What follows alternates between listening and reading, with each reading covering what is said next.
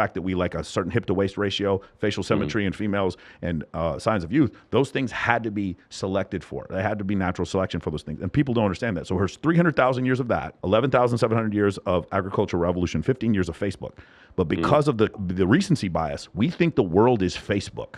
We think the world has always been this way, and it's the evolutionary mismatch that causes things like 80% of men on Tinder are considered unattractive, right? I feel like that's where some of this mismatch comes from, that we're having a great number of women going after a small number of men at the top. And then anecdotally, that's where I come in secondarily. Like, I'm friends with Dan Bilzerian. He's a buddy of mine. I hang out with him. It is madness how many women I literally listen and tell me, you know what I would never do? I'd never have sex with Dan. That's always what they say right before they have sex with Dan. It's one of the craziest things I've ever said. It's another thing, my friend Vegas Dave is the same kind of thing. Right before they have sex with Vegas Dave, they're like, ew, I would never have sex with Vegas Dave. And then they do it. And it's just it's so crazy to me.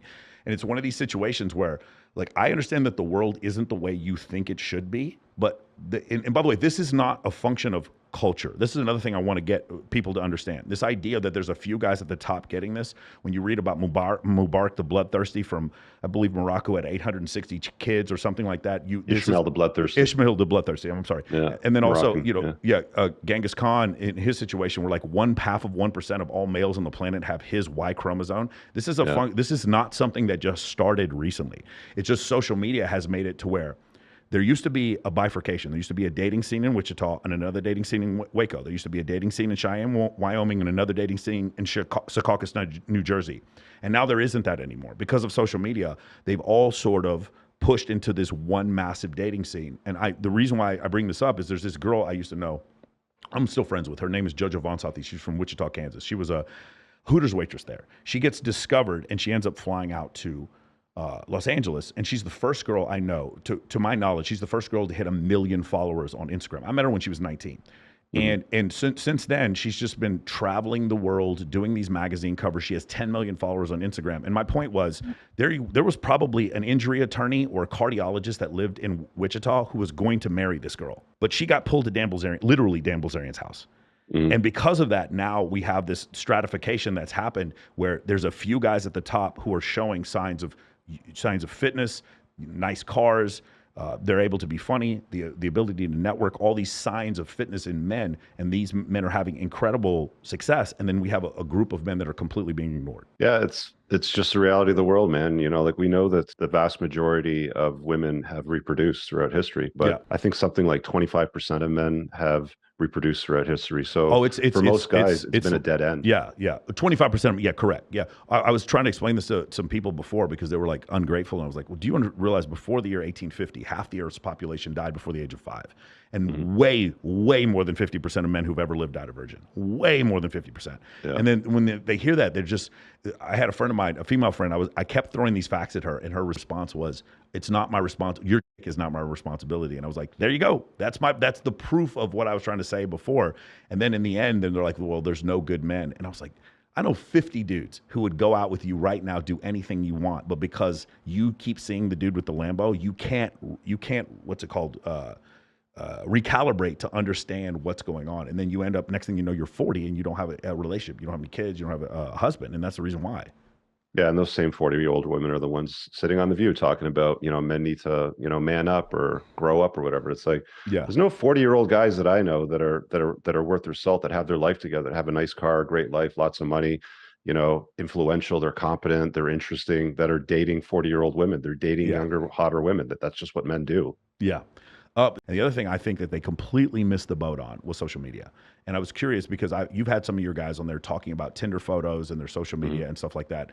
And I like to say, like, dude, you look like a child molester. You look like you understand, an attractive woman in general thinks most men are beta. And now you're coming here with a child molester haircut, like looking like you're going to human traffic her, and you're wondering why she doesn't swipe right, or you're wondering why she doesn't like your Instagram.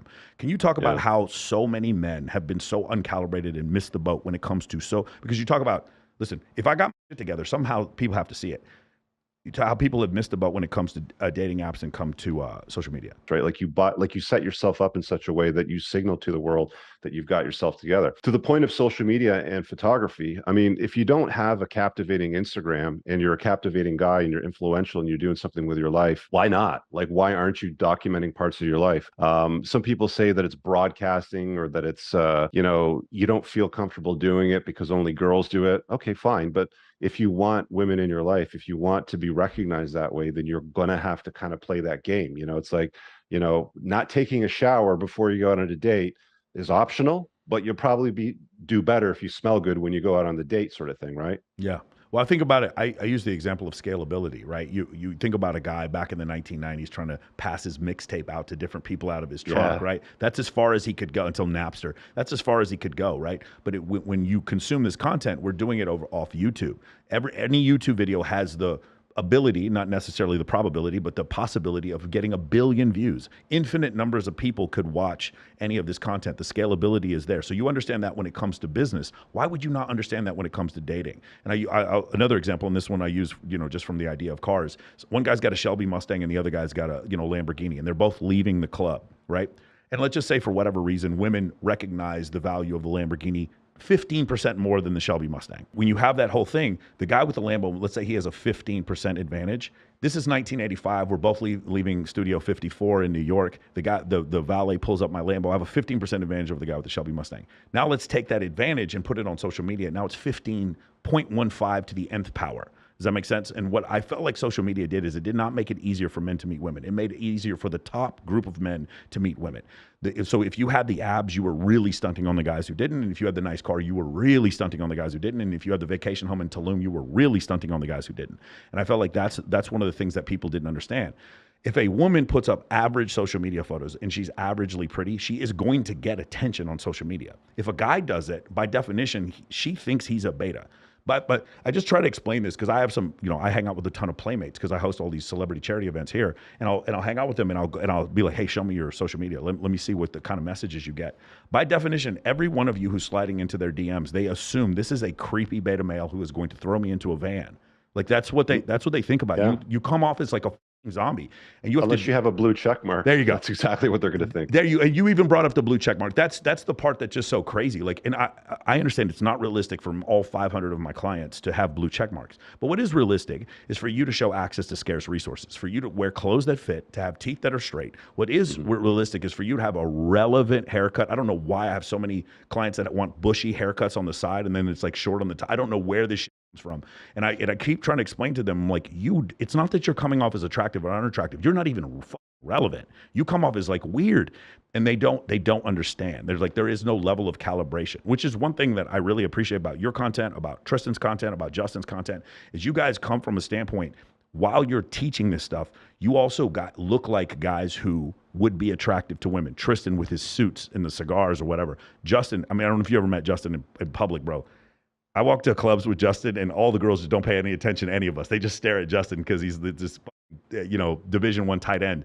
And like in your situation, I mean, I can't even imagine. You said before you're like 6'2", walking around. You're getting out of the McLaren and being like, "Hey, how are you doing?" And it's just one of these situations where you guys are living the life while you're talking about it. Like there's a level of calibration that goes along with it. Yeah, like being captivating is one thing, but documenting, your life and interesting things that go on, in your life is important.